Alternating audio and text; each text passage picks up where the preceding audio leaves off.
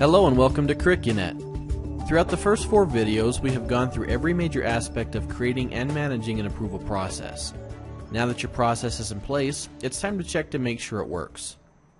The first step to checking an approval process is to take a look at each of the actions and confirm they will pass the proposal on to the next appropriate level.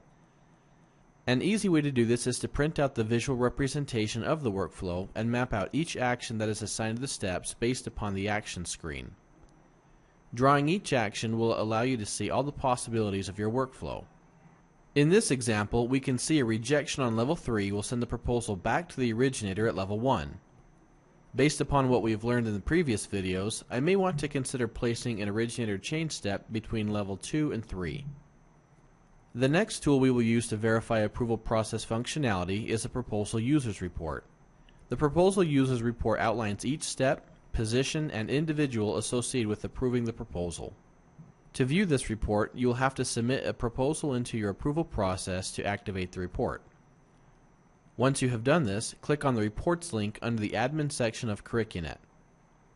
Depending on your site, the proposal users report will either be located here under the Reports heading or in the main part of the screen in the list with the other reports. On this site, it's listed in both places. Click on the link. Now locate the proposal you just submitted into your approval process. What we are looking for here is to make sure each position has a user tied to it.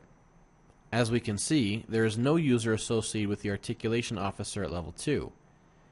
In a real approval situation, the proposal would sit at this level indefinitely since no one is assigned to complete an action to move it on. To fix this, assign a user to this position utilizing the approval function under the Edit Users menu. Another thing to look for in the proposal users report is to verify the proper people are approving the curriculum based upon their areas of jurisdiction. For instance, in the division review step, the dean overseeing that particular division for that proposal should be the one to review the proposal. If a different dean is listed from a different division, you will need to check the hierarchy structure in the lookup data for your school to make sure your divisions, departments, subjects, or whatever's used are all properly structured. Here's another example of a different proposal users report. I want you to notice the R and O notations. Think all the way back to the first video for this next part. The R stands for required and the O stands for optional. As a side note, your site may or may not have the R and O designations, but you can always go back to the steps page to see if a step is optional or required. Required steps have the ability to move the process forward or backward. This would be someone like the division dean or curriculum chair. Required steps should only have one person tied to the position. If not, both people will be notified about the proposal, but only one person will be able to take action. Optional steps are for notification and commenting purposes only. Unlike required steps, optional steps can have several people listed under the position. This is because optional positions don't have the authority to move the proposal to the next level, but they can input notes into the system. Curriculum committee members would be an excellent example of an optional step. Now don't get confused here. It's not optional in the sense that committee members don't need to give their feedback because the success of the curriculum relies heavily on their input. It's optional in the sense that this triggers the system to wait to allow a group of people to make comments without moving ahead prematurely.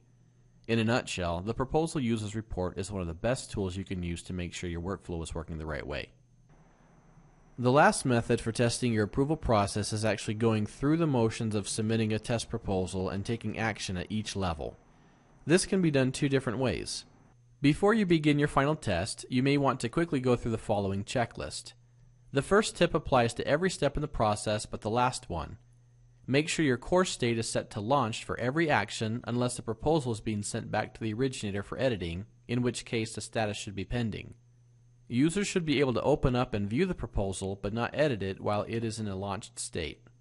If there are 2 or more required steps on a level, make sure the next level field has been set to next level and not a numerical value. Make sure the completed box is not checked on any step except for where you intend to allow someone to remove the proposal from the workflow, which is typically on the last step when the proposal is finished.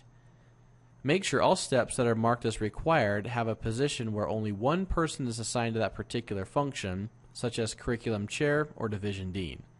That being said, optional steps may have an assigned position where multiple people officiate in that function, such as curriculum committee member or faculty senate. Now that we've covered the basics, it's time to go through and test the workflow. The first way is to submit the proposal and notify the positions and users that they will need to go in and treat the test as if it were a real proposal going through the approval process. Instruct them to take actions and create notes. Look to see if each person has the ability to take action when they are supposed to and that no positions are being skipped. Tell them to utilize the change step and make sure the proposal is locked at all times unless it has been sent back for revisions.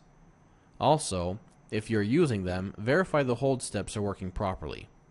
A quick way to run a proposal through your workflow is to log in as each user and take action on their behalf by going to their My Approvals page and selecting their position. As an administrator, you can log in as any other user by using the User Login link on the Users page. As you complete each action and pass the proposal to the next stage, the next level should be immediately available without having to wait for the days to expire. Use the Proposal Users Report to get a list of the users required to take action on the proposal. If you do run into errors, take note of which step was experiencing the problem and go back into the edit screen of the approval process and make the necessary changes. Once you have successfully finished the testing phase, your process will be ready for use. Don't forget to consult the approval process user guide for additional troubleshooting helps. This concludes the approval process training videos. If you have any additional questions, please contact your CurricUNET representative.